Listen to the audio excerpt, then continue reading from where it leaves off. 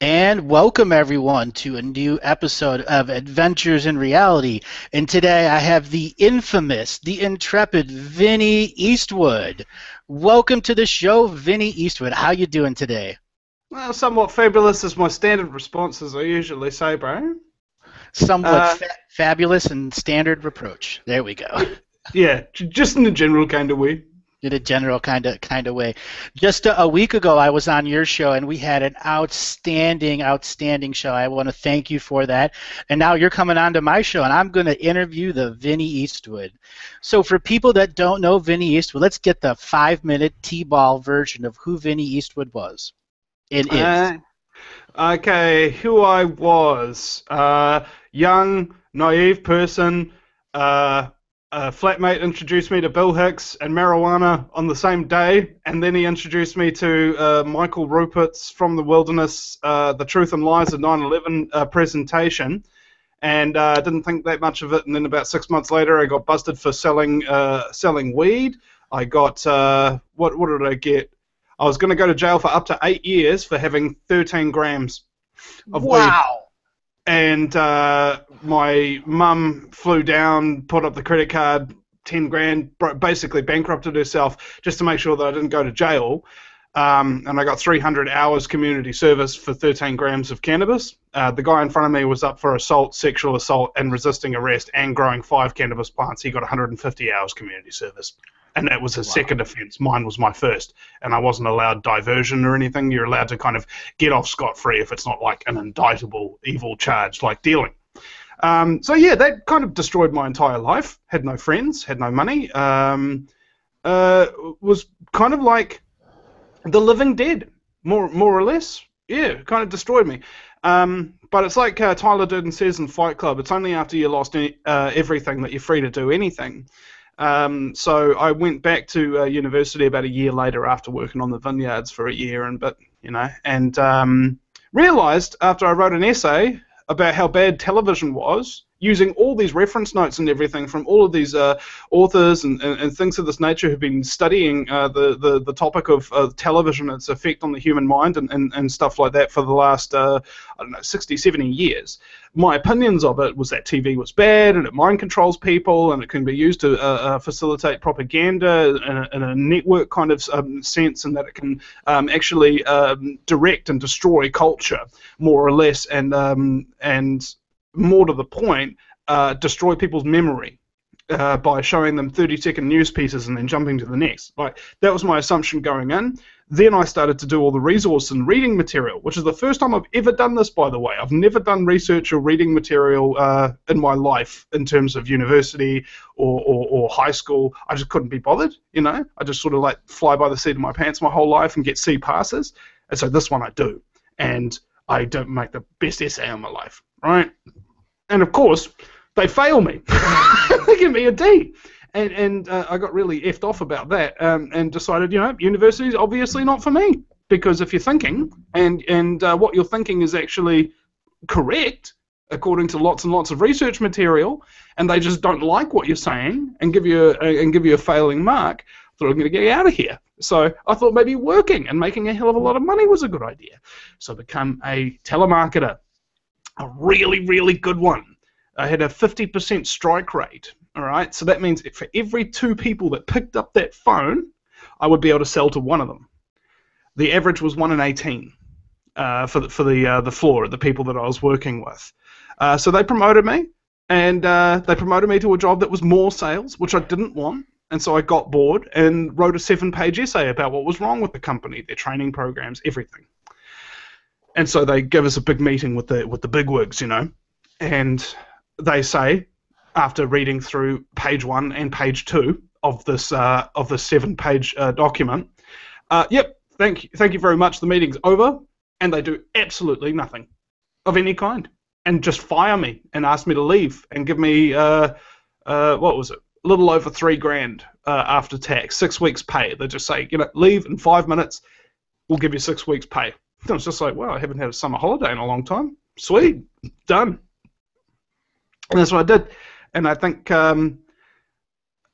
my money ran out pretty quickly on, got another job for another scumbag who screwed me around, and another job for another scumbag who screwed me round, but he didn't screw me round in the money department. On the other hand, he paid me very well, and my last paycheck was $4,000 cash and $11,900 worth of Westfield shopping vouchers. It's a mall chain, kind of thing. When you go to the mall and they got certain brandings on the malls and all that sort of thing, so you got all shops full of it.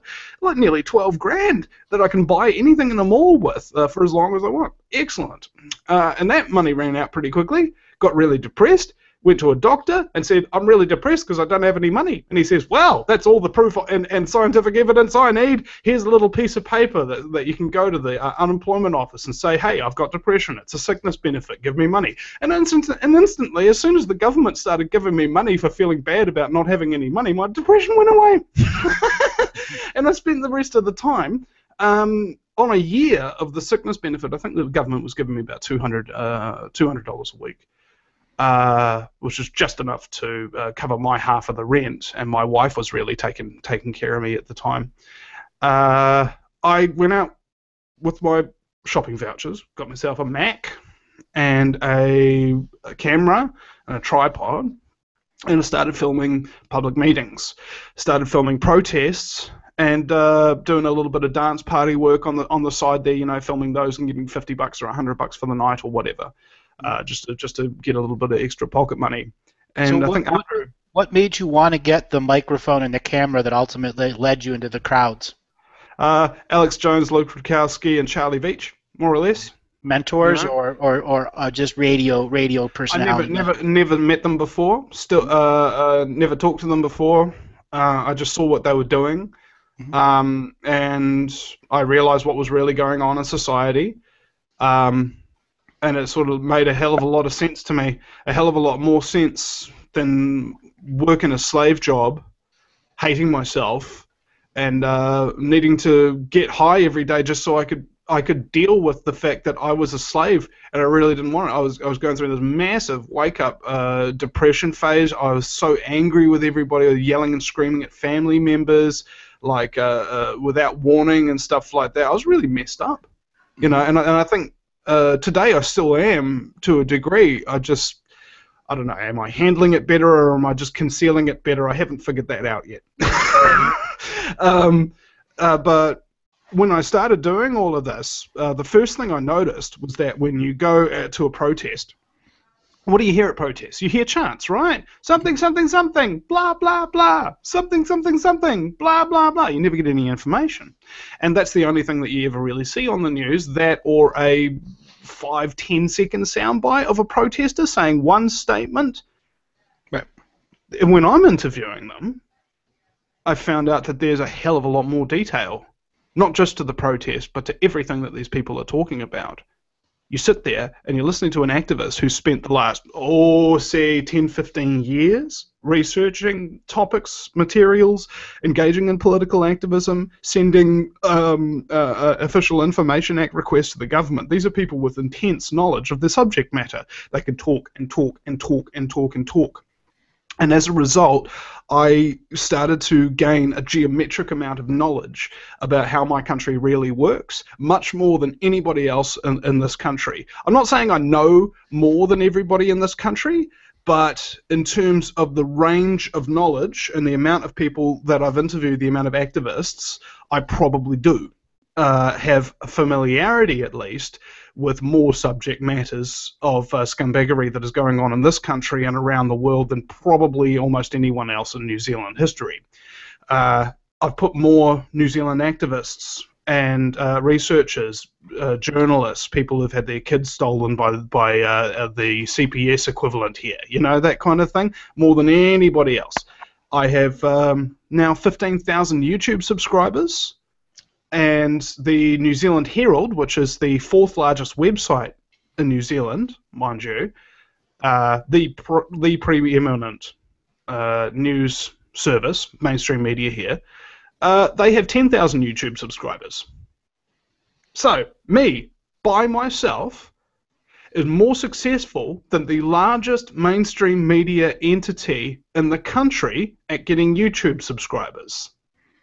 And now, ladies and gentlemen, you understand why I have Vinny Eastwood on my show and why Vinny had me on his show. We are both similar in our concepts. We are all both dominating in our own markets. But above all else, Vinny's story is about stepping forward in his own sovereignty, and working with the protesters led you into radio. What Well, made you it want to didn't do lead me. radio? Well, basically, I'm a narcissist. Hmm. So I like the sound of my own voice. I like seeing myself on video. So naturally, I wanted to put myself in the limelight.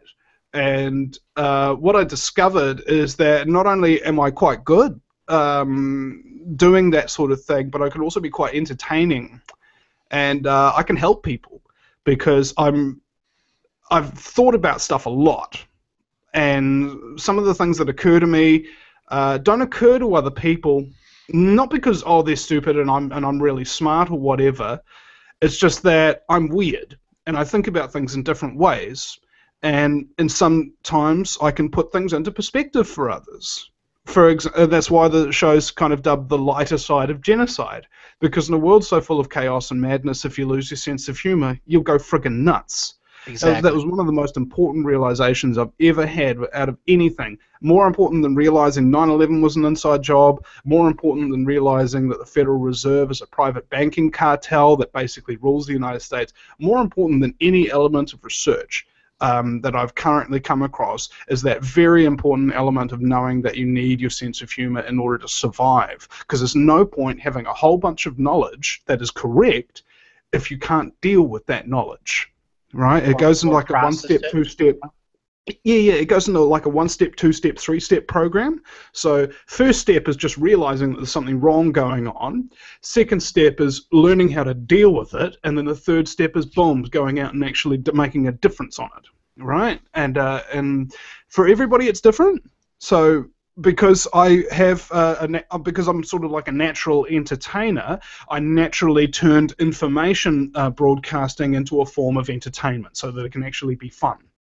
Yeah, Mhm. and that's something that the network owner Danny Romero from American Freedom Radio, which sadly the network's gone down because Danny went to was arrested on some kind of set up drug charge. I don't know. The information's really really sketchy, and I kind of missed the network to a large degree. The communication's just not there, and it collapsed. I think maybe December of last year completely when we Yeah, so realized that there was no. and Oracle did too at the same time. Yeah. And so after that, I was like, I'd been with them 3 years, and I had at least half a dozen other radio networks offering me gigs, Mhm. and I was just like, I don't want to be on any other radio network but American Freedom Radio at the time. Maybe I'm starting to think about it a little bit differently now, but what they did for me was they took a New Zealander and they gave him a 2 hour a day, 5 day a week radio show straight off the bat. I'd been co-hosting with Brent Johnson, the Voice of Freedom, for about 6 months on the network doing local time. I think it was between 3 a.m. and 5 a.m. That was our slot for the show. Oh my god, that was painful, man. But thank God there wasn't no video, so the vast majority of the time you would just kind of like roll out of bed, put on your pink fluffy dressing gown, and just sit down in front of the computer with a headset on and just go, yeah, welcome. This is the American Freedom Report. You're just kind of like half zombified or whatever, and that was fun. But I think the last time I spoke to Brent, he was screaming so loud at me in my ears that my wife, who was in the couch across the length of the apartment, could hear every word that he was saying. The reason why he was screaming at me that loud is because the network didn't like him, they liked me, cancelled our show, and gave it to me. All right, which would understandably make anybody upset because they no longer have a radio show, but Danny Romero actually gave us a new slot. He called up a competing radio net. This never happens in talk radio, by the way, folks. He called up a competing radio network and asked them to give us two a show slot. and eventually Brent just found out that they were giving me the show itself, and he decided to cancel our show on that other network, like totally without notice, just live on air. By the way, we're now canceling the show, and I'm very disturbed about it, and all of this kind of thing. It's like, far out, man. I was really admiring of this guy up until that point, when he kind of come along and hamstring me, like at the start of my radio career. That's when I realized that not everybody in this radio business is a very well-adjusted person.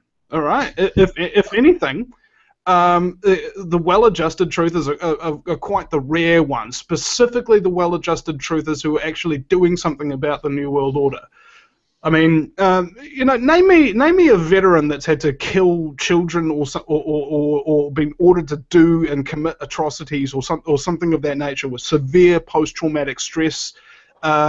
Who's totally well-adjusted and is easy to get along with and doesn't have any personal issues or problems. They don't frickin' exist, right? To a large extent. I've never met one. I've met plenty of people who are sort of like functioning traumatized people, but at the end of the day, they're not totally balanced in and of themselves or anything else. That's what's problematic about it. I was really concerned that there wasn't anybody out there. In fact, here's something. Here's a good way to encapsulate the question for you. I make jokes about really serious stuff, right? And one of my listeners came with me to a protest one time, and on the drive back from it, he asked me, "Vinny, how come you make jokes about stuff? How come you make fun of it? How come you're not very serious?" And I said to him, "Can you name me a single other talk radio show in the truth movement that sits there, has fun, and makes jokes and has a good laugh while still talking about all of this really serious stuff?" He's like, I couldn't name one. And I said, so what you're really asking me is, Vinny, how come you're not trying to be like everybody else? And I think that has its own pretty obvious question, because I'm not everybody else, am I? No. You can go your own way and make it. As long as, I mean, there's two objectives to it. It's not to wake people up. There's plenty of people out there who have devoted their lives to waking people up and talking to brainwashed slaves and beating their heads against a brick wall. You know, they're welcome to it. Go for your life. I'm not here to wake people up at all, whatsoever. If you've already figured out that there's a bunch of ruthless, criminal, sociopathic scumbaggery that are running the planet, and you need to be able to deal with that information, that's what I'm here for. I'm not here to wake you up. I'm here to make sure you don't go back to sleep because you're traumatized so much by these things that you know. That's kind of like my function in the truth movement at this point. I'm not sure 100% how successful I am. However, I do know that I've had so many guests tell me it's been the best interview ever, or I've never had this much fun on an interview, or Vinny, you've asked a really good question there, or Vinny, you've totally hit the nail on the head there. You know, this is the commonplace thing. And it's because of one person that the show's really developed into that format other than me, and that's Danny Romero from American Freedom Radio. When I first came on, he told me there's only one rule on this network: have fun. If you're having fun, the audience is having fun too. And we've just basically gone from there, you know. Have fun, ladies and gentlemen. After all, you're only being exterminated. That's right, the lighter side of genocide. You know, I mean, what's the alternative, really? I mean, because I've been there, I've done that, I've done the serious thing, I've done the yelling, I've done the screaming, I've done the huge quantities of researching and all of that junk. I've done it ad infinitum. It's no longer fun, man. It seriously is. It's totally depressing. I've reached the point where I've asked all my questions, got all my answers, and trying to maintain an audience that stays awake and doesn't go to sleep, and the new audience that's constantly coming forward and finding the material and trying to understand what 2 years or a year's worth of material means in weeks or days. You find all sorts of people out there in different areas. And the other day when we were doing your show, we touched on the power of laughter. And it's so important that people learn that laughter can truly alchemize some of the most densest of energies. Like Agenda 21. It's such a dense, dense, dense subject that leads into so many other fear porn topics that just bringing it up, you can get truthers to cringe or squeal. And I have been trying to introduce humor into Agenda 21 and call it Agenda 420 because only the stoners are going to sit there and watch it happen. Are people going to stop it? Or any of these other ones, cloning. There's got to be a point where we, these human beings who realize that we have some incredibly dense subject matter out there, and laughter is the built-in tool you have to get rid of this energy that's not processable. Like the other day on the show where you're saying you were working with the people that are getting their kids stolen from CPS week after week, hour after hour, until it was just so much that you mentally couldn't process it anymore and couldn't even listen to the interviews to edit them. Yeah, it was like a full 2-month block of not doing any shows. I was sitting there playing video games, watching movies, literally trying to distract myself from the reality of what I was hearing from my guests, and this is the first time that's happened to me since becoming a radio show host. Normally you just take it all on your chin, take it on the fly. Every now and again you take a wee bit of a holiday, but it's never like I can't frickin' do my work because I'm feeling so low. It was actually after one woman came into it. She was the one that just put the cherry on the top.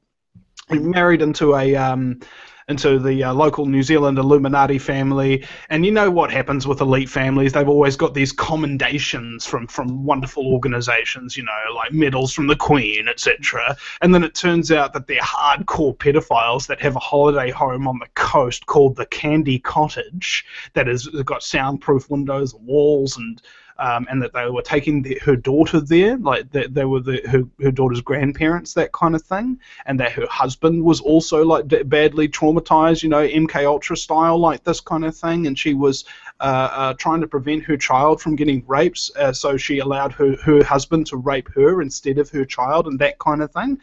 And just to hear that for a few seconds, as I've explained it, is like pretty gross. It makes you feel sick in your stomach, doesn't it? Okay? Yep. Imagine for a moment that woman is at your house for 6 hours, and for 6 hours it doesn't stop. It's constant, because for the first time in her life she's got somebody who's not only willing to listen but won't call her crazy, because I know that what she's telling me is par for the course. It doesn't change the fact that just listening to that was so utterly painful that I couldn't work for 2 months afterwards. Mm-hmm. You get it? Oh, I do. Yeah, and I was just thinking about this yesterday. Sorry. My wife told me the other day she's only just really going through her like full on wake up, like she's always been aware sort of thing, but she hasn't done that whole man I'm now addicted to documentaries and learning stuff kind of phase. She's only just started to get into that, and she says to me, Vinny, knowing all this stuff gives you post-traumatic stress. I was like, yeah, absolutely. Reality is not a nice fluffy thing, ladies and gentlemen. Reality sucks. Why do you think drugs are so prevalent? Because you need to escape from that stuff. Why do you think people love comedy? Because they need to escape from it. Why do you think so many video games and movies and distractions are absolutely everywhere? It's to distract you from reality, okay? But it's not distracting you from a reality in a healthy way that's incorporating reality and making you actually deal with it, emotionally process it properly, etc. It's helping you deal with reality by completely ignoring it for as long as humanly possible so that you don't actually feel it. And then after ignoring it for so long, it becomes the river in Egypt. The proverbial denial's the river in Egypt, until it becomes a way that you accept the facade reality. And I teach about the facade reality and the spiritual contracts we have. And then when you add the layers of knowingness that Vinny is talking about, or the layers of knowingness that I'm exposed to, seeing everything that's in this world, it can be very depressing. working with haunted children. I get that all the time. In any given day or any given month, there's 6 or 7 or 8 emails waiting for me for children that are haunted with stuff flying off the walls, or people that are 5 days from death, and they get a phone number to call me. And I do have to make a choice each day: 6 hours of talking, 8 hours of talking. And people don't really get that, how many people want to communicate to you or just have a conversation on Skype. And I have to send messages back that that I'm sorry, I just can't sit and have a conversation with you. In any given day, there's 25, 35, 45, or 50 plus people who want a conversation with me. And there's no such thing as a 5-minute conversation with a person like me or a person like you.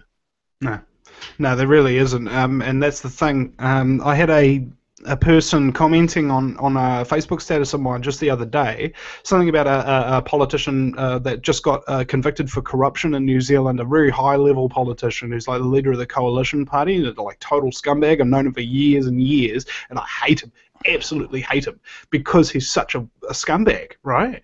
I mean, in every single way, in every single day, he practices the art of scumbaggery, okay? Sun Tzu practiced the art of war. This guy practiced the art of scumbaggery. It was just unbelievable. And people love him. Gets away with it all the time. And then my friends start prosecuting him privately.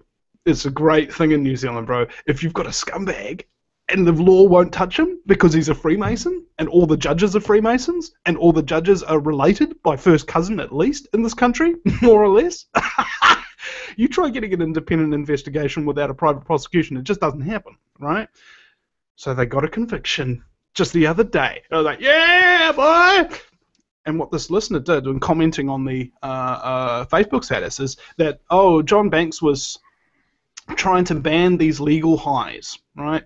I don't know, you guys don't know about the legal highs debate, but it's been big here in New Zealand because we have this dude named Matt Bowden who came up with all these chemical compounds to synthesize the effects of ecstasy, to synthesize the effects of cannabis, and was starting to roll these products out. And then, instead of people going, oh my God, this is a good alternative that's actually slightly safer than ecstasy, and here's one that the shift workers can use, it's an alternative to cannabis that doesn't get piss tested for, they say, well, this is really bad because nobody's died. A few people have gone to hospital because they took 16 pills when it says on the packet you're only supposed to take 1, 2 tops. And I don't know, it's kind of like Bill Hicks said, a man jumped off a skyscraper on acid, thought he could fly. Well, why didn't you take off from the ground, asshole? Exactly. Why didn't you take off from the ground? You think you can fly, dumbass? It's like, oh, we lost another moron, Natural selection. Yeah, exactly. And so what they do is they just try to ban this. And so that's what this woman was sort of saying. Well, John Banks, despite the fact that he's now a convicted criminal fraudster in Parliament, and not to mention the government tried to keep him in even after the conviction was announced, saying he's a good man and he would never do any of this. They just convicted him with evidence. You're undermining the entire justice system, Parliament, by sticking up for a convicted criminal, fraudster, scumbag with huge amounts of power and connections who has done this kind of stuff time and time again. Right, so you feel the emotional kind of like anger energy that sort of arises there, and what this listener was saying was something along those lines. He was trying to ban those legal highs, so he can't be all that bad, sort of thing, or at least that was the impression that I got. And so I asked her, so just for clarification, are you sticking up for a convicted criminal fraudster?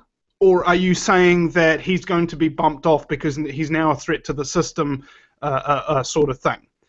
She doesn't answer my questions. She replies back saying, oh, you probably don't remember me. I helped you at a chemtrail protest in Auckland, and so on and so forth, and blah, blah, blah, blah, blah. But I'm just little old me, sort of like making it about my ego as opposed to just answering a simple question. And I realized something. It's impossible for me to recognize as many people that can recognize me.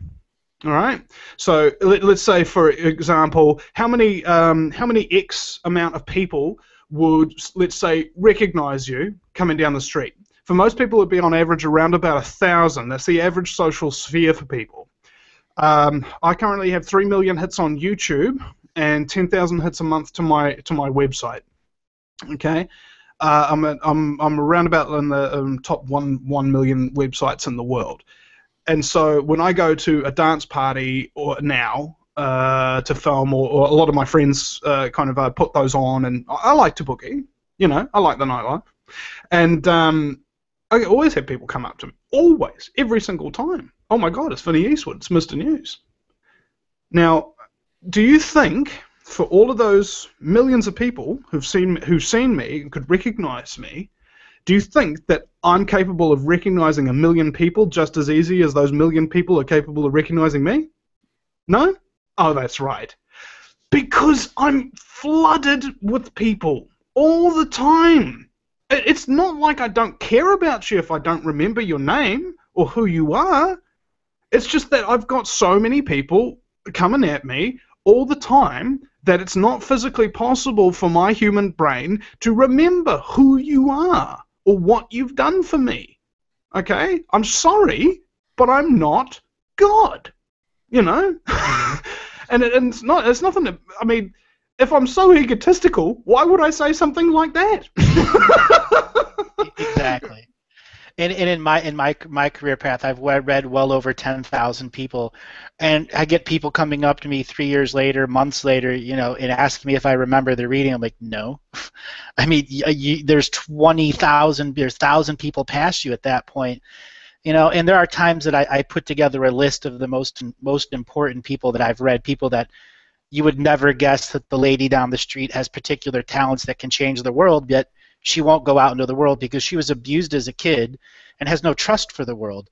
And I run across these people all the time. And there's so many people out there with broken trust. And as radio hosts, we try to mend the broken trust so that communities can come together. One of the reasons, I wanted to be on your show and have you on my show is it's not just a cross-pollination of audience, it's the communities coming together, sharing information. If one person meets another person from a chat comment on Facebook or on this YouTube thread here, not only have we done exactly what we wanted to do, we changed the world this day, we've allowed other people to begin changing the world just by sharing our frequency of this message here that we are human beings like everyone else, and yes, we are in the truth movement. Our perspectives are a little different, but our ultimate goal is the same: truth, truth, truth, truth, truth, instead of lies, lies, lies, lies, and more lies. Especially if the truth is painful. And in fact, that's another thing. I'm a sucker for punishment, man. I like pain. I like suffering. I like trauma, and I try to load myself up with it whenever. In fact, it's funny. It reminds me. What happened? It was 2 years back, I think. It was around about February or March or something. I was getting plenty of donations in, and I was feeling really, really exhausted and kind of lazy, and I was buying myself and the wife fast food and takeaways nearly every day, and we both gained a shockingly large amount of weight just in a month kind of thing. We both gained like about 20, 30 pounds. And I was like, whoa, what am I doing? I'm living high on the hog on people's donations, saying that I'm some kind of good truth movement, honest, integrity-focused, radio show host and stuff like that. And all I'm doing is going out and blowing everybody's frickin' money that they're giving me on fast food and New World Order products. I need to be punished. All right. So I prayed. This is the only time that I actually ever pray is when I want something bad to happen to me, because I noticed that when you pray and you want something good to happen to you, your prayers never get answered. But if you want something bad to happen to you, wham it, right there. So there, God, please fuck up my life. I've had it too easy for too long, and I need you to destroy this happy little circle of mine, and I want you to really, really mess things up for me. The very next day, my PayPal account, where all the regular donations and everything come in, all the income I was living off, got restricted by PayPal, and I wasn't able to do nothing. And I was like, thank you, Lord. Thank you, Lord. It was almost like having to start again from scratch. And I haven't gotten back into that place where I've gotten so much donations coming in that I just sit back and laze around and be a pathetic frickin' scumbag, more or less, because I have a lot of moral obligation to do what I do. And the thing about moral obligation is that your own comfort and your own happiness and everything sometimes has to be put on a sideline, particularly if your entire lifestyle is determinant on other people's charity towards you. Nobody buys products off my website and that kind of thing. I haven't sold a DVD in like years, right? And it's all donations. People give me $5 a month. One guy gives me $100 a month. Sometimes I'll like get up in the morning and I'll be like, man, you know, when you kind of like move from your bed to your computer in the morning, and you kind of think about all the bills you got to pay that day, just check your email or whatever. It's like, man, I got my power bill, my internet bill, my rent, and I need a little bit of money to fix the car as well. It's like $500. I don't have $500. So go in, check the PayPal, and there's a $500 donation from one guy. Another time I was sitting at the desk and I just finished a show and I didn't have any food in the house. I wasn't even able to have breakfast before the show, and I didn't have money or food for after the show. I was sitting there like hungry, and I was like, man, I really feel like a meat pie. I really feel like a meat pie. All of a sudden, mate Dan at the door. He's like, Vinny, here's a pie. And I was like, whoa. You know? Another time I was sitting there and I really needed a sandwich. And all of a sudden, somebody, one of my listeners at the door, Vinny, here's a loaf of bread. I was like, whoa. and that's social consciousness. I teach so much about social consciousness, and for you to share those stories is huge, because it's showing you and the audience that's listening there, the social consciousness does know when you need things. Yeah. And ever since I've been doing what's right in my life, I haven't been working for no scumbag corporations. In fact, I developed a made-up mental illness, just like all the other made-up mental illnesses, called employophobia, a fear of gainful employment. And ever since then, I haven't been employed by anybody, and I've only been, you know, self-employed, trying to help people get the word out and that kind of thing. So it's been great. And every single time when I need something, it turns up. Not because I manufactured it, but because I needed it. I really needed it. And because you're doing the right thing in the universe always makes sure to give you something that you need to continue. That never gives you what you want, only what you need. Like, I'll sit there this one time, like that $500 story I just told you. Another story was, man, I wish I really had $2,000 so I could be totally comfortable and get everything sorted well ahead of time, you know, pay my car registration out for 6 months or a year, or get this fixed, etc., or whatever. None of it was absolutely necessary, and when I called out for donations, I only got about $30, and I needed about $2,000. And another time when I needed to move house, and I needed about $3,000, and asked for it, I was given $4,000 in 48 hours. No, 72 hours, sorry. You know? It's really, really strange like that. And this is what's kind of replaced my view of karma, is that there's no such thing as a karma bank, right? Oh, you do good things and then you get rewards for it and stuff like that. It's not about some kind of mystical little roundabout universe way. It's actually quite literal. It's a community bank. If you do good things and are seen to do good things, then when you ask for help, others do turn up and help you. Not because they have to, but because they feel a moral obligation to do so. The very same moral obligation that makes me do the radio show and give all these activists a platform and a voice in the first frickin' place. It becomes a reciprocal relationship that is fulfilled by people, real people, with real lives, who work real hard in their slave jobs and give their money to me, right? And I'm intensely grateful for that, because I can't work It's not because I don't want to, it's because I can't. The last 2 times I tried to get a job because I was like real down on my luck and the radio show wasn't working out, a little bit earlier in my career. I had panic attacks. Even my best friend, Jono, he gave me a job going door-to-door sales for selling insulation to people during winter. It's such an easy job, you could just rake in the money doing that, earn thousands a week. And I had a panic attack the night before, and I called him up in the morning. I said, "Bro, I just can't. I can't take orders from people. I can't be in an employment situation. I can't be in front of people selling BS for some company that ain't going to make a difference against the New World Order. I can't do that anymore." You've reached a point where you're not going back in the trenches. Yeah. I mean, and that's huge. As a person, that's huge. I had to make that same choice early on in my career. When you're dealing with the trenches and you're dealing with haunted people or corrupted people who want to heal, and some who don't know how to heal and ultimately won't heal until they learn the mistakes that they made in their life, I get surrounded by that all day, every day, 24 hours a day, 7 days a week, 365 days a year. And when I take 2 days or 4 days off, there's consciousness earthquakes in these people who are so addicted to be able to communicate to me, and that's very, very tough. I put together a website, and normally I don't work or function with the forums and the boards, but I decided grudgingly to use that on my website because I want leaders to step forward out of the forums and boards that I'm using. I'm not using it for a normal purpose. This summer there's a whole lot of things that are going to go on, and we are going to need people to step forward with a megaphone and go to your local community and do something. Run for your town mayor. Do something that changes the world at your local level.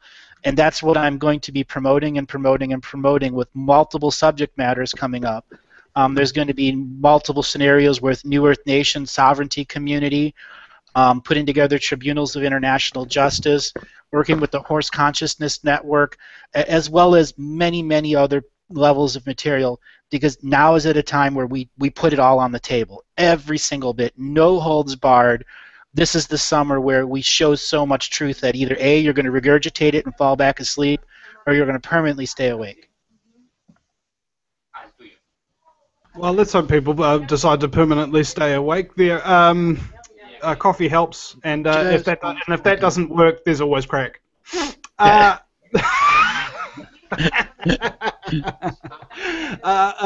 wanted to read something out. Look, you get it from all angles when you're in this kind of position, okay? When you're in the public eye, and I had this profound realization the other day. There's actually only one drawback I found, like one drawback that I don't like about being in this position. Everything else, I can either deal with it, it's fine, or I like it. And that's the abuse from people. All right, I'm not sure if you get this. You must do, because you talk about stuff that's real and like totally far out there. So you get emails all the time from people like insulting you and calling you names, blah blah blah blah blah. And I got this one guy who goes by HH and always emails me from this don'treply@hush.com, which means it's an unreplyable email, an unblockable email, an unsmartboxable email, an unjunk mailable email. So they always come into my inbox. I can't stop them, and I can't reply to them to tell them to stop. But it's like this: Vinny, you are a prat, not funny either, and a totally insensitive and an egomaniac. What a tosser, right? And he uses 2 stars instead of the S's in the word tosser, as if it's a swear word. And then he goes on to say overbearing, overweight, self-important, asshole, attention seeker. But he spells asshole with the real S's in there, unlike bleating them out like he did for tosser. What? And he goes, psychopathic, in full capital letters, lack of self-awareness, attention span of a goldfish, and then in full capital letters, prima donna! Your show sucks, and you cut off and interrupt your guests far too often. Chemtrails and Fukushima, not funny. Lazy questions, lack of in-depth, well-thought-out follow-up questions, lots of room for improvement, with about 10 dots up, lots of room for improvement, dot, dot, dot, dot, dot, dot, dot, dot, dot. Just that many. Oh, wait, and here's a great example of what I just do. An ass who laughs at their own jokes is never funny, just irritating. Stick that in your ganja pipe and smoke it! Exclamation mark. Ladies and gentlemen, it is a treat to be able to hear Vinny talk like that, because I experienced so much of that same thing.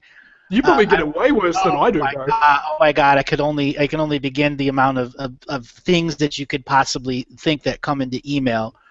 And there are people behind the email that they don't think. They really don't think. They've been raised on the internet. They've been raised on chat rooms, and they've been raised to have a dual personality when it comes to the internet. And both you and I experience that all the time. You got one person who by private message loves you, and yet everything on Facebook is hate, hate, hate, hate.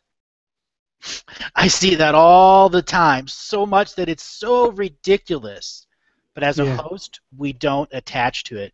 And when you get emails, even the ones you can't delete, it's just keep going. You just keep going, keep going. You got to get through the density. I got to the point where I have somebody else managing the email. Simply the volume is just way too much. What I'd like to do now is to switch over here and begin poking fun at the powers that be. Really putting the humor to the black and blue eyes at the top of the three-headed pyramid, because it's not a one-headed pyramid anymore. It's many heads with many thousands at top that have been battling each other for tens of thousands of years. So where do you want to poke fun at? Oh, I just kind of like poke fun at stuff in a general kind of way. You can just really... I think one of my talents is I'm really good at summarizing things, and I'm really good at making really serious topics funny. So you can kind of like, and of course, every time I say this kind of thing, like just in general kind of way, somebody will instantly come up with the one topic that I just can't find a joke to make about, or have you ever noticed that's happening? Every time you kind of get a little bit, it's, I've got these amazing abilities, and all of a sudden, the very first person who opens their frickin' mouth just totally puts you in your place. Like, damn, I'm not that good. But let's start with something easy, like Justin Bieber. Well, Justin Bieber. Oh, that reminds me of something. Thomas Sheridan. Thomas Sheridan, an expert on psychopaths, right? He's a very cynical man. As he should be in this day and age. If you're not cynical by now, ladies and gentlemen, just grow up, harden up and grow up. Learn to be cynical. That's advice. Learn to be cynical. Yeah, exactly. My cynicism has taught me a lot more than my optimism ever could. Because my optimism is only correct about 10% of the time, whereas my cynicism is correct 90% of the time. Because a lot of the times that I'm thinking about something, it's usually about something else other than me, so I'm correct when I assume that scumbaggery or some kind of douchebaggery, etc., or in the case of setting people up on drug charges when they're going into Indonesia, boogie board baggery. But what I want to say about this Justin Bieber and what Thomas Sheridan said. Do you remember when Angelina Jolie got her boobs cut off to prevent herself from getting breast cancer? Well, Thomas Sheridan then put up a post, I'm going to get my ears amputated just in case Justin Bieber releases another album.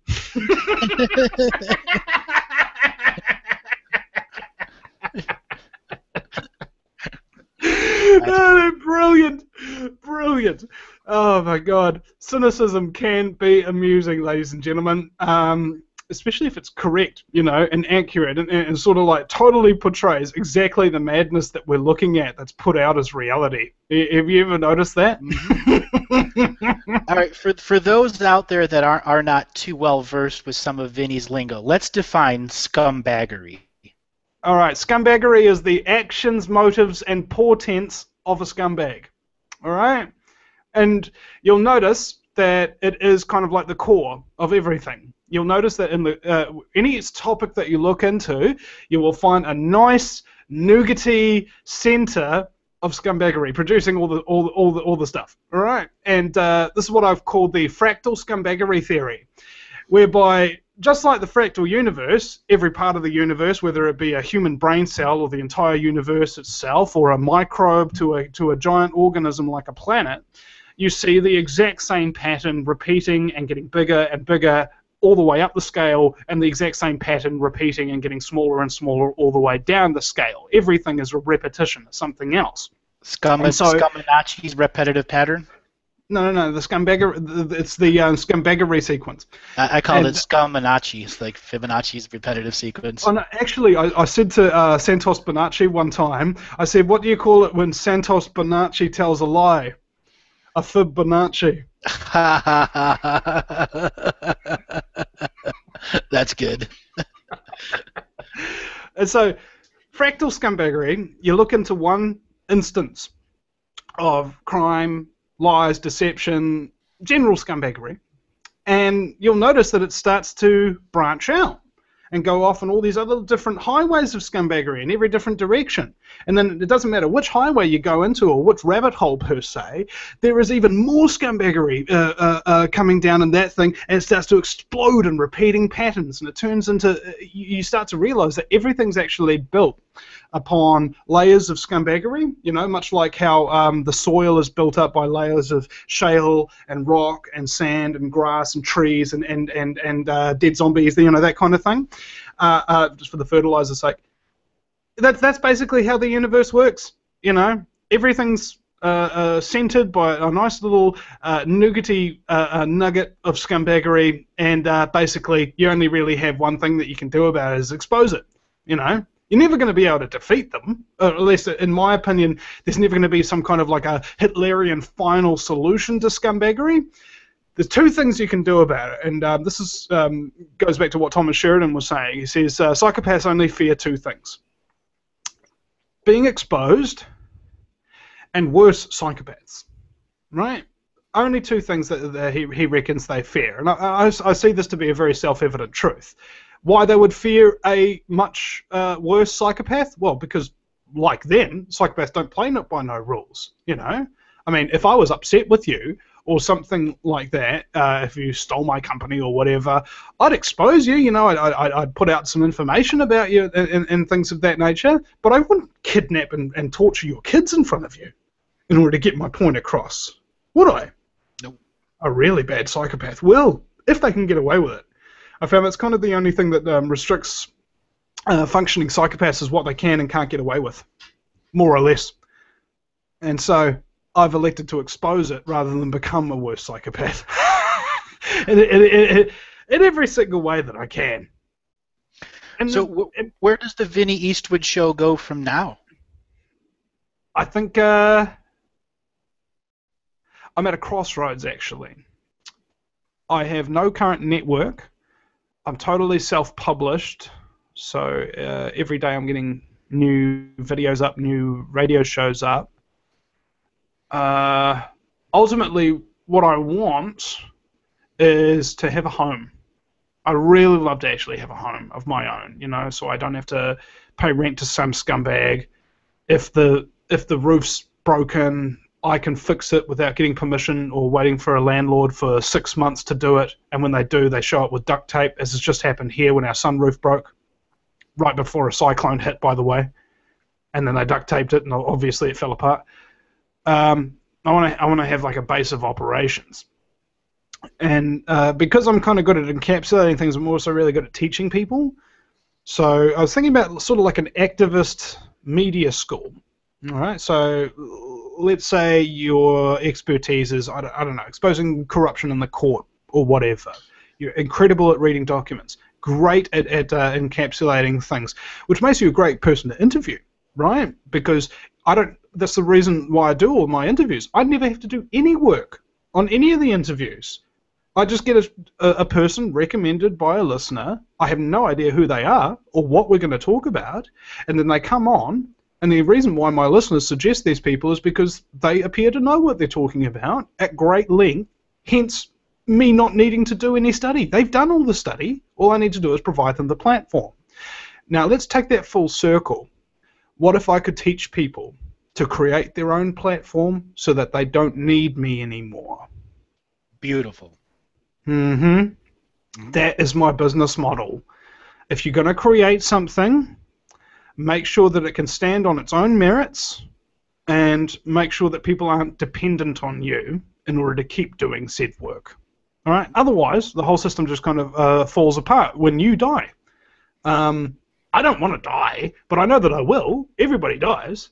But when I leave this planet, what I want to hear is, in the afterlife, is a whole bunch of people who are influential in the world, who have saved countless human lives through exposing corruption and doing a service to the community, that one day they'll get up on a podium and say, there was this one time when I was really down on my luck, when I was really thinking about giving up on helping people. I just had enough. Everything had turned dark. I didn't see an out. And I was just going to bow out completely and just, never go online again. And then there's this guy, Vinny Eastwood, who talked to me, helped me to realize that my problems weren't that bad, helped me to realize that the moral obligation to help others is more than my personal desire to live a life free of pain and suffering. And he encouraged me and gave me a few skills to continue. And as a result, I've been able to serve humanity and save lives. The day after I had that realization, I don't have a radio on my car, so it's broken. So I have to think while I drive instead of listening to stuff. And that was one of the thoughts I came up with when I went to my mate's place. And the very next day I had Kevin Galilee, who's written a number of books on depopulation and the covert depopulation agenda, how they're putting sterilants and vaccines and stuff in the water and promoting contraception all over the place in order to keep the population down. He said a comment almost identical to the thing that I just said the day after, just having that realization and never even saying it on Facebook or anything. He didn't even know that I had that thought before he wrote me that message. And so I was like, that's interesting, because this is what I wanted to accomplish after I was already dead. And it appears that I've accomplished what I want to accomplish after I'm already dead while I'm still alive and only 29 years old. How many people get to have that realization in their life, even once? And more to the point, what do you do once you've already accomplished in life what you wish to accomplish after your death? And the answer is you've got to change. So I'm thinking in terms of the very near future, I'm going to be changing a few things. Number one, I do want to take up some of these networks' offers. I don't want to go with any of them, but at the end of the day, it's going to be much easier to reach people, far easier for doing the editing and the processing, and in terms of credibility, having a network rather than just being by yourself, because there's a lot of people who want to listen live, and because I have only do my pre-recordings on Skype and everything, nobody can listen live, and so that cuts out the amount of audience that you can possibly have quite significantly on that front there. I want to change that. I want to make a documentary about our current Prime Minister, John Key, who is a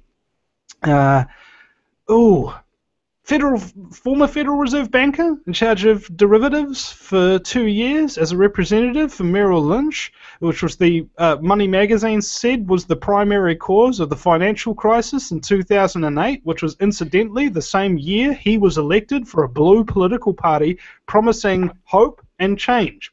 And then he got the country into more debt than it had ever been with all previous prime ministers combined. That sound familiar, America? Very familiar. It's the exact same plan everywhere you go. So I wanted to sort of do that, sort of what Alex Jones did with the Obama deception, except it'll be a hell of a lot more funny. And these are just pie in the sky ideas, because I've never made a full-length documentary before. I mean, I do full-length radio shows and interviews, but that's just one interview. That's one bit of footage, and then boom, it's all there for everybody to see. A documentary is much more involved, a hell of a lot more intense. I want to train people. I need assistants, and people who are regular and people who are reliable, because that's one thing I've learned about in this movement is it's actually extremely rare to find somebody in the movement who will do what they say they will do and is otherwise reliable. Right? Exactly. I have found the same thing. Same thing. Yeah. Reliability, reliability. And some are looking out for their own market, their own network, their own pocket, their own boyfriend, girlfriend, whatever it is. But they're factions. It's like high school clique factions that they only work with certain people. And even then, those certain people that work with don't really get the full them. They get 30% or 50% of them. And that's just unfortunate because the industry doesn't work together in any way, shape, or form. And it should. I don't know. I think actually keeping us divided in a lot of ways and going into our own specialized fields and our own little groups, etc., makes us much harder to disable as an entire movement. Yeah, but it Right? makes it easier to disinfo the individual movements just That's by true. flooding the one till you can never find the truth in a stack of haystacks. Mm, mm, mm. I totally get that point, and I completely agree. And just like everything that I agree with, I also hold a contradictory viewpoint So do I. simultaneously. So do I, because you have Uh, to see both sides to understand the strategy at this point in this slice of time. so here's where we are. We've currently got a divided truth movement. So it's like you put your hands together, sort of like interlock your fingers, and instead of putting your fingers down and making two fists join together as one indivisible, tightly locked unit that can't actually pull away from each other and is very powerful and has a center of strength, right? A core. You're only like this with your fingers apart, like an X shape, and as soon as you pull your hands apart, boom, they come apart instantly. That's kind of how the truth movement is right now. You see people meshing together in a very gentle way, in a very general kind of way, but you also don't see them combining forces with utter strength and the ability to follow people. Part of the reason for that is because of the propensity for disinfo agents, the propensity for the quote unquote Illuminati to infiltrate movements that might be successful, etc. And as a result, I think actually us keeping divided for each other is also the reason why the truth movement's expanding in every direction so rapidly on so many different veins. Because as we all know, there's more than one path towards the truth, True. isn't there? So true. There's thousands of pathways, and they all lead to different truths that all lead to other truths that expose the whole truth. I don't think there's just thousands. I think it's infinite. All right, there's infinite Infinite. paths to the truth, infinite different combinations of things that you might experience in your life. I mean, um, when one person, my old friend Liam, who I'm no longer friends with because he owed me a lot of money, I didn't like him, but he introduced me to cannabis, Bill Hicks, and the 9/11 Truth and Lies and 9/11 documentary. I've just been thinking about him a lot this last week, and that was like back in 2004 that this happened. And as a result of him doing that one little bit of influence, he didn't actually really have to work a hell of a lot. What? You pass somebody a marijuana pipe? What? You show somebody a DVD? You know? What? You play somebody a clip? That's three very, very minor things. It doesn't take any effort. And I don't think he knew, and I certainly didn't know at the time, but I'd become integral to the cannabis movement in New Zealand. And in fact, one of my listeners is paying for me to fly down to the capital on Thursday or Friday, sorry, to stay at a hotel where the National Organization for the Reform of Marijuana Laws, as we all know it's called NORML, is having the biggest conference in the organization's history as far as I know, off the back of the Colorado legalization and all the positive news that's coming out of there, and the legal high bans that are happening here.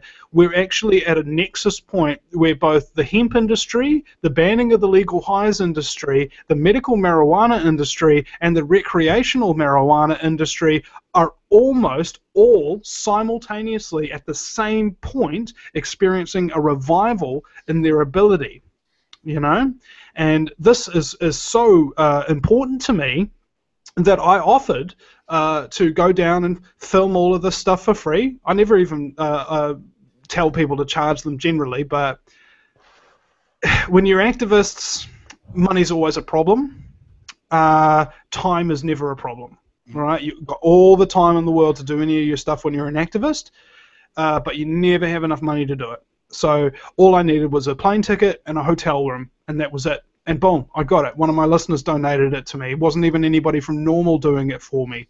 And it's just because we all believe in each other. We believe in the righteousness of our cause. And there's something very right about helping people who need your help. There's something very wrong about voting for people who don't need your help and won't help you back anyway. Exactly. And by you adding yourself to that little cause, all of your audience, and those are 1 degree of separation of your audience, are going to know that you're putting forward and going, hey, you guys want to smoke weed in New Zealand, you got to come to this meeting. So some I'd like to bring up to you. Recently, I've done a lot of interviews with a tremendous amount of the law and sovereignty community, and I've done a tremendous amount of shows in my own right about law and sovereignty, inherent equity, how the courts are corporate courts, what the bonds are, what your foot stamp on your live birth certificate runs. And this last Saturday, I did a webinar with New Earth Nation. And after the webinar, I was asked to be a part of their international tribunal on justice about what's going on in the truther industry, what's going on at all different levels. And they invited me to be part of this international tribunal so we can begin teaching protesters how to be arrested in a sovereign state, in which that they can actually begin charging judges with fraud. So as a protester, how would you feel of being trained in literally that these costume people who are, are full and well arrest you in their own illegal manners, and when you step in front of a judge, that you've been trained in front of multiple mock courts of how to essentially take that judge's QSIP bond or his oath and bond and turn it against him and make them the beneficiary of the jail time? Honestly, it's not my part to play in the movement to do that. I'll interview the people who are doing that, and so that anybody who's watching that show can also get the training that they need. We're all here to fulfill our roles. Mine's to give the platform for people who are putting out that kind of information so that more and more people hear it. So that it gives. Put the platform out there. Yeah, put the platform out there so that all the listeners have the option if they want to step forward, if they want to do that. Everybody contributes to this fight in their own way. Having sovereignty is twofold. Number one, it's about personal power, and number two, it's about providing an example of what personal power looks like to other people who are completely disempowered and shall we say, disillusioned with the system. Mm-hmm.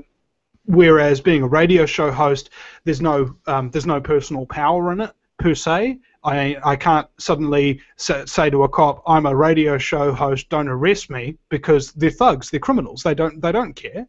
Right. They also don't care about you saying, "Oh, I've got my claim of right with a document with your blood on it and your fingerprints." They don't care. They still lock you in jail. They still kick you in the head, and they still torture you. And they still shut down your businesses and all of this kind of stuff. And that's the problem with the sovereignty movement is that I've got so many enforcement. Right, and that's where actually this stems from. With the use of an inherent court of equity, you have injunctive powers. And once you get your first injunctive power on anything that's in the political structure at the cabinet level, the local sheriffs that are functioning within any of the sovereignty movement actually have an enforcement arm. And this is what's been critically missing from many of the sovereignty movements, and they all know it. There's no enforcement that the local sheriff departments, including that in Australia and New Zealand, still have the power to change the government. Not all of them have become corporate police officers. Many of them still have state oaths and state bonds. And that's critical for this movement to take off, is once they see that there's multiple injunctive orders, then you'll have sheriffs who begin to collect other sheriffs and say, well, there's 1,000 injunctive orders from multiple inherent courts of equity. We have legal jurisdiction to begin looking at what the evidence is in the inherent court of equity that says XXX about political structure, XXX about the military-industrial complex, XXX about bonds and passports and derivatives. You can present the entire truth in the inherent court of equity, which is the entire system that we live in, and you can lay out all the truth, which is the different from a non-inherent court of equity or in a regular court where you'll never be able to put into open testimony top secret documents. You'll never be able to put into the testimony of chemtrail peoples who are under non-disclosure act. In an inherent court of equity, all of that's on the table. They cannot stop you from presenting your case. And that's been always been the key in any court that you try to battle the powers that be, or the powers that are, or the powers that are still here, is because literally you're not allowed to put it in the court of record. Well, see, my argument is not the court side of things, because the sovereignty movement has proven time and time again through a number of different methodologies that they can beat the state in court time and again. The problem is they can't prevent themselves from getting arrested, tortured, and put in solitary confinement for months before they get to even see a courtroom without charges being laid. All right, they can't prevent. That's true, because they're battling it differently. Sure, go ahead. This is the reason why I'm not personally into the sovereign movement and not personally researching into all of that. What I'm personally trying to do is prevent myself from getting arrested and not breaking any of not any of these BS laws. So that way, I don't have to spend time and gain post-traumatic stress, and I can continue working every single day to put out stories and things of that nature. You know, this is my job. Other people want to, if the moral obligation is strong enough, or if you're as much of a victim of the system as a lot of these sovereignty people are, then go for your life. That is what motivates you. That is how you can help. That is how you express your individuality, your particular contribution to the global truth movement. I have no argument with that whatsoever, and I'll encourage you every step in the way. It's just not something that I'm going to do. Just like a whole lot of people in the sovereignty movement ain't going to start radio shows, right?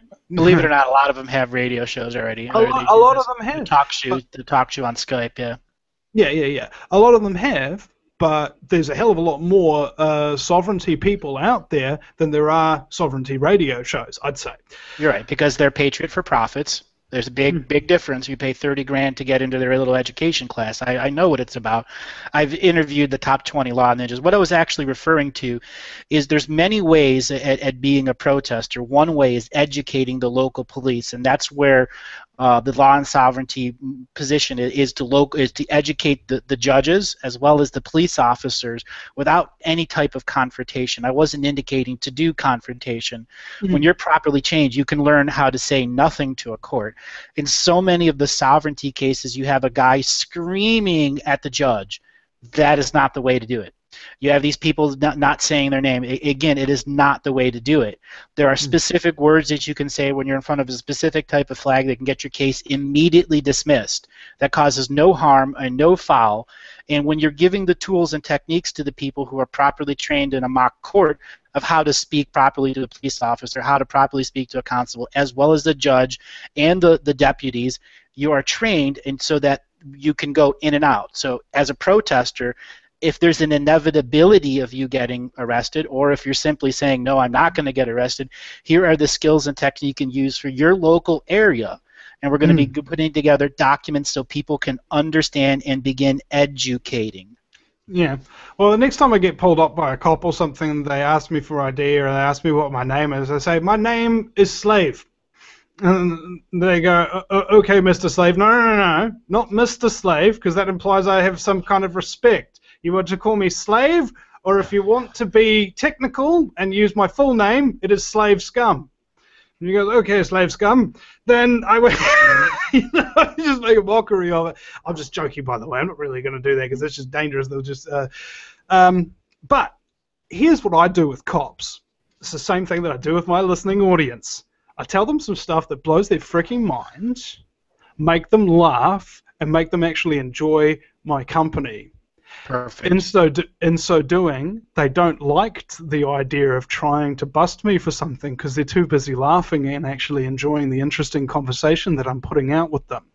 Remember how I told you about how my listener asked me that question, Vinny, how come you don't take this stuff seriously or whatever? That same listener is the listener who's buying me the tickets to go to the normal conference, and the same listener who helped me out at this one particular protest, manning the camera on the tripod while I was out in the middle, protesting alone, more or less, in terms of being the only voice there. But cops came up to me, and I'd only been protesting for 10 minutes before the cops arrived. 10 minutes of protesting, that's all you can get in. And then the cop arrived, and we had a conversation with the cop for 20 minutes. I can guarantee you, if I'd protested for half an hour, that video would have gotten a couple of hundred hits, maybe 1,000 tops.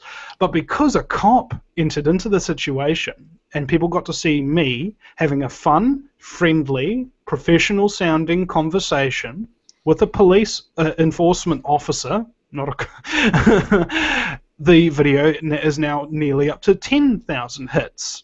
Okay? You can use these enforcement officers as a way to draw an audience. Okay? Why do you think the Love Police was so damn popular?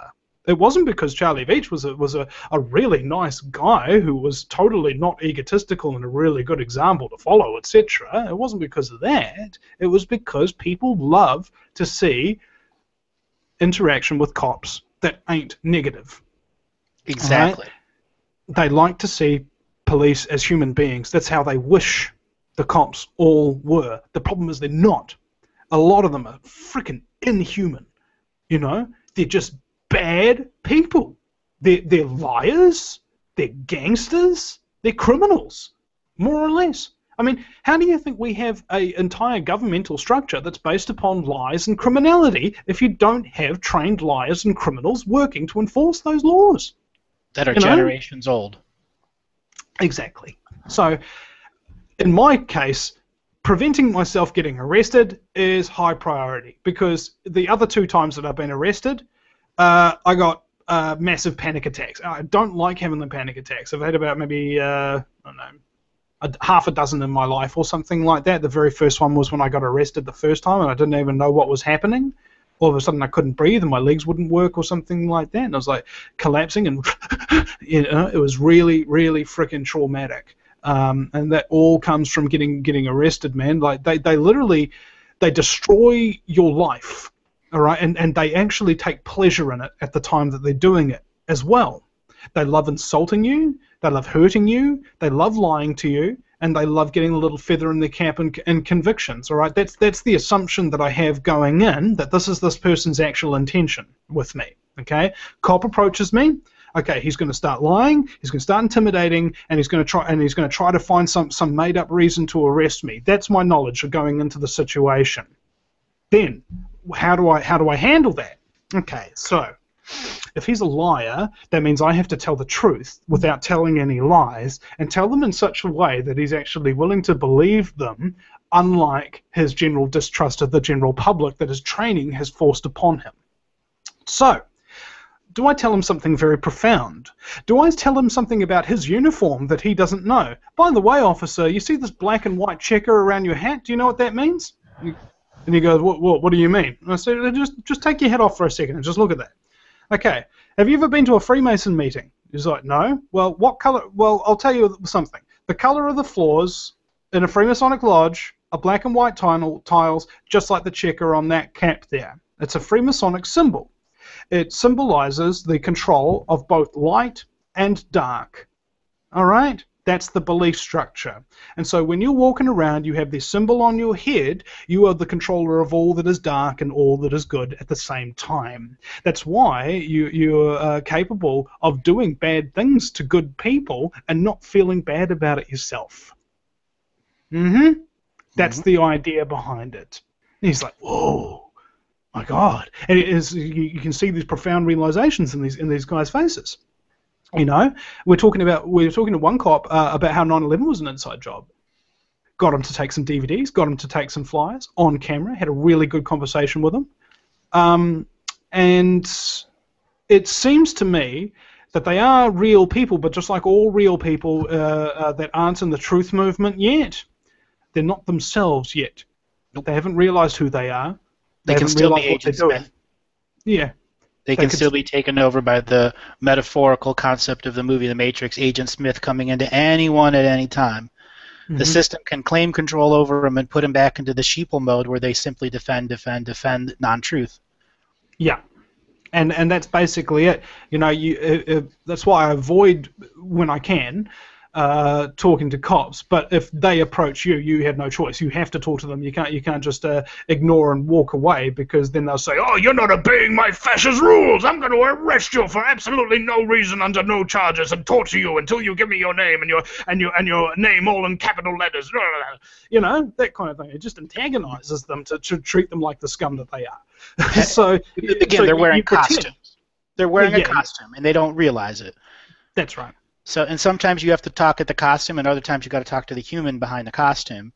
Yeah, and most scenarios, the police officers realize you're talking to the human, not the costume. And if you tell them that I'm talking to you, the person, not the individual that's wearing this costume that is imbued rights from all of these other laws.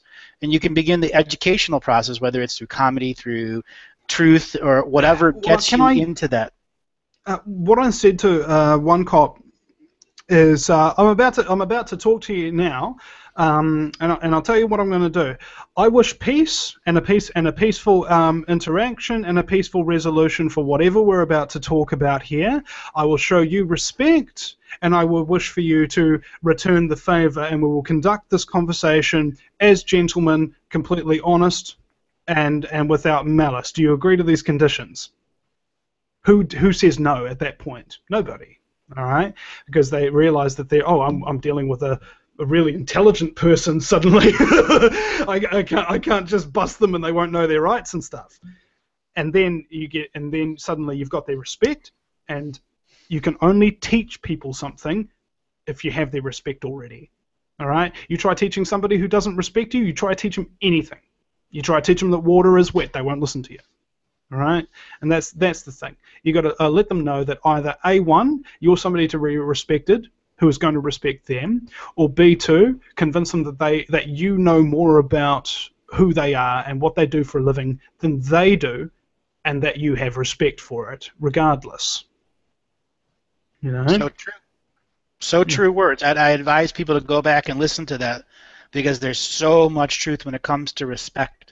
The material that I put out, I get a tremendous amount of people that don't respect and don't even listen to the material, and will write pages and pages on blogs identifying me in one way, shape, or form, and never listening to the material. Mm-hmm. I got accused of being a Jesus impersonator, and I'm a person that no. And again and again and again, this comes up over and over, and you get the same thing. People who don't listen to you and simply judge, and then make extended reports about you based off of their judgment. That's no respect. When I speak to people, you can tell there's a layer of respect for there, and that layer of respect allows more and more of each individual's truth personality to come forward. And in that truth personality, we can actually create something together that doesn't create conflict, but creates knowledge and wisdom that's freely exchanged between each other. Well, what you've actually done is actually just encapsulated the interview style of my show. You give respect to people. You don't second guess them. You're not harsh on them. You don't ask them, difficult questions. You don't be an interrupting dick. You know, just be cool, man, and show some frickin' respect. You're dealing with somebody who's lived their life completely separate to your life. You can't impose your rules or your ideology on them. The best you can hope for is to listen to their life story and hope like hell that you can learn something from their profound experiences, right? And the best part about it is that you get to share them with unlimited people. All right, that's why that's why very few, if any, of my videos on YouTube have Google AdWords on them. Because if you've got Google AdWords, you have to put a copyright protection on something, to assert that it's your material, and then people can't use it without your permission. And I'm just like, nah. All my videos are basically downloadable for free. If you want to make a documentary and you're short on stock footage and you don't want to go back to that bloody 50-year-old, stock footage in the archives in a local library or something like that and spend days there getting crap that you can't be bothered with, or you don't feel like going out and interviewing 100 different people to make one point, when I've already done all those interviews, when I've already shot all those protests, when I've already put up all the raw footage, it's yours. Do with it what you will. Okay, this is one of the largest online protest and interview video archives ever. and I'm giving it all away. If people have that spur, I know that it doesn't happen very often. When you'll see somebody else's video and want to incorporate, just a chunk of it or something like that into your documentary, don't ask for my permission, bro.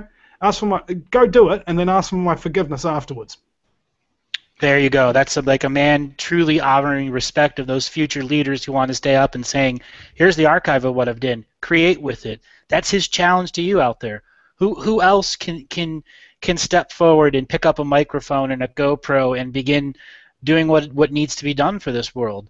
Showing that leadership means you have to have boots on your feet or sandals on your feet or no shoes whatsoever, no rubber between there, and you're walking out there with the rest of the people and are leading people. Whether it's because you're blonde with big boobs or you got long hair man and they're following, it doesn't matter. Whatever gets them into the street is cool. The 60s and the 70s protests would have never happened if it wasn't for the women. We all know that. So women, step up. Men, step up. How you choose to do that starts with respect and the zones of trust of the people that you begin working with. Because in those founding relationships is where the true friendships of truth come forward. That's absolutely correct. And I found that I lose a lot of friends going from one side of society to the other. All right, whenever you move town, ladies and gentlemen, you go from one side of the city to the other, suddenly all your friends in your suburb and everything like that, not only do you not see them anymore, but you actually stop contacting them quite so much. And it's like that when you become a truther versus your old life. You're moving away from the intellectual prison and you're going into a field of freedom. And those who are still in the prison don't follow you out into the field to greener pastures. Sheep always follow the shepherd. I'll tell you what, ladies and gentlemen, if you don't like the current shepherd that's leading all them sheep into the slaughterhouse, then become a shepherd yourself and lead them to greener pastures instead, because they will follow you. Yep. As long as you got grass, they'll follow you. Yeah, especially at a normal conference. That's good. So we got a couple minutes left in the show. Let's poke some fun at the world here. Let's poke some fun at propaganda media. What do you think propaganda media is going to show us in the next month? Same thing that it shows in the last month, I would assume, because I haven't watched it in the last month and I won't watch it in the next month. Our TV went digital, right? I mean, you need to buy like $100 decoder in order to have mainstream TV in your house, and I was like, it's just not worth it, bro. And it was like, and the other kind of mainstream media that I could have access to is my car stereo, which is broken, and it would cost me about $100 to fix so I could listen to mainstream media. It's just not worth it, bro. Turn off the mainstream media entirely. It's not freaking worth your time or your effort or anything like that. And you know what's interesting? As soon as you're no longer listening to the mainstream media at all, not only do you not know what's going on currently, but you're actually well more informed than the rest of the population who only get misinformation out of it. Like, I wasn't watching the news, and there was this car bomb or truck bomb that was about to go off in Times Square. Was it last year or something like that? And I come into the house, through the door, and my wife says, "Oh, Vinny, there was a truck bomb in Times Square that they caught." And I go, don't worry about it, baby. It's probably just the FBI." My cynicism talking there. And then about a day later, it came out that it was the FBI. So it doesn't matter what kind of news story or anything that comes out. You usually just assume the opposite of whatever it is. And if you're not even watching the news stories, you don't even need to assume the opposite. And you can just go to sources of information that aren't full of crap, that don't waste your frickin' time having to do the opposite of them in the first frickin' place. Exactly. Well, we are near the end of the show. Vinny, why don't you give people your website and a way to get a hold of you? And this has been an absolutely fabulous show. I thoroughly enjoyed interviewing you. We're both in such similar scenarios with network-wise and where we're going, and I look forward to doing some more shows with you and exposing more and more truth this summer. Well, actually, we expose more. I expose scumbaggery, not truth. People can determine what the truth is for themselves. They have to verify, they have to research, and they have to log on different sources and things of that nature. If you want to actually verify what real truth actually is, ladies and gentlemen, it's not actually easy. It's a hell of a lot of effort, come to think of it. However, exposing scumbaggery is quite fun. because it's easy, because it's frickin' everywhere, and as far as I'm concerned, it's the only form of gainful employment that I'll subject myself to. Mostly because it's a source of infinite work material, don't you think? Absolutely. So if you feel like everything's a bit too much, you don't really you want to listen to some truth, but you don't feel like getting turned into a fetal position about it, and you want to have a few cackles or something of that nature while you're having a joint and you're sitting there in the middle of the night like a conspiracy theorist in your mother's basement, you're not really feeling too happy, turn on the Vinny Eastwood Show. In fact, go through my archives, man. Go to youtube.com/Vincent Eastwood. youtube.com/Vincent Eastwood.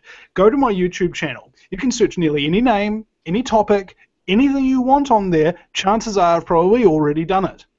And if I haven't done it, then you can message me, preferably through Facebook. Again, Vincent Eastwood, facebook.com/Vincent.Eastwood, or just search Vinny Eastwood, Vinny with a Y, because it's the most important question. Eastwood doesn't go ahead, make my news. Incidentally, do you know what you call a cowboy who can't see very well? What? Squint Eastwood. Squint Eastwood.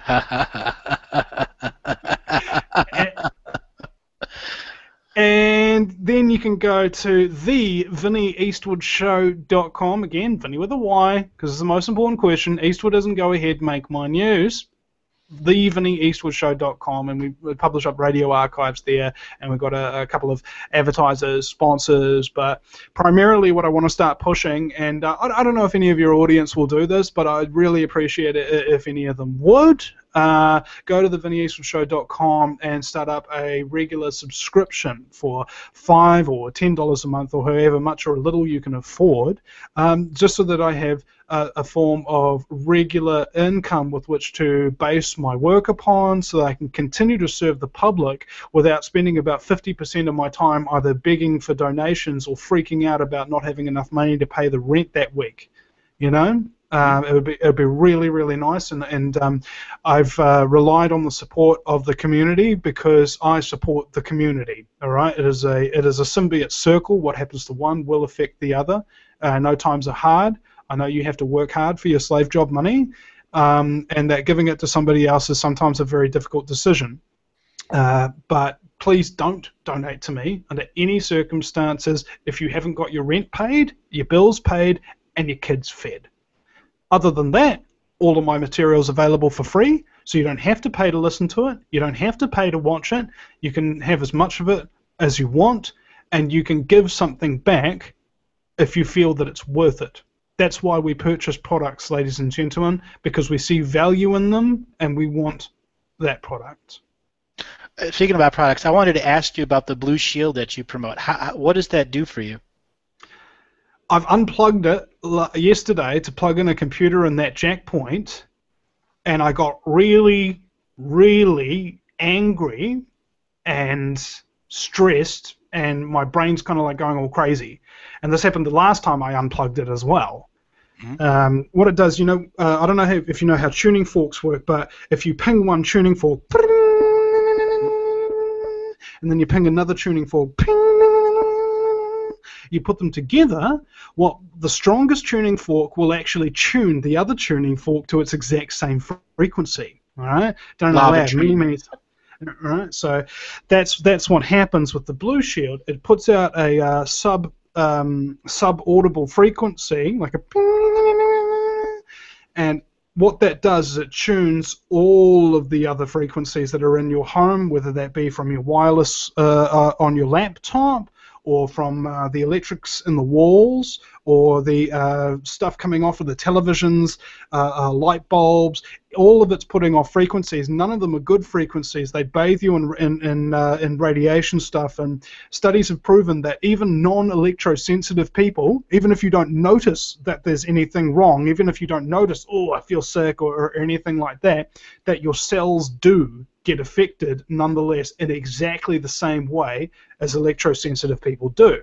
So what the Blue Shield does, it allows you to have a plug-in model that will give you a 15-meter sort of like bubble that would tune all the frequencies within that area to the, I think it's a 4.38 hertz, I think, for the natural Earth resonating frequency. So it's the most powerful frequency you know. That's why you tend to feel a lot better when you're standing barefoot on grass taking a piss on it, because it helps that frequency to travel up into your It's the grounding frequency. Yep. Yeah, exactly. So broadcasts a strong grounding frequency, cancels out all of the other stuff that your cells would normally interpret, and in so doing, you protect yourself from electromagnetic and EMF radiation.